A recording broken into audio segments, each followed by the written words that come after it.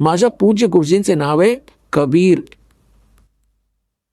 तिला परत ते नाव खटकले. कबीर तो धानक, तो निरूचा? म्हणे हो. तो ब्राह्मण म्हणाला की हो तोच आहे. येस. तर शारदा म्हणाली तुला लाज नाही वाटली? तू तर अब्रूचा नाश केलास, ब्राह्मण असून धानक गुरु केलास. बुडून मर कुठे. आणि 1760 गोष्टी लागली ऐकवायला. तेव्हा आता तो पंडितजी म्हणाला की माझी पूर्ण गोष्ट ऐक. हे मला शिकवायची गरज नाही. मी बघितलेत हे ब्राह्मण जेव्हा माझी दुर्गती होत होती, 4 आणे नव्हते दिले, शेवटचा घटका मजत होतो, वाईट हाल झाले होते. आणि ठीक आहे, तुला समजत नसेल तर गुरुजींबद्दल वाईट तरी बोलू नकोस. उठून निघून गेला.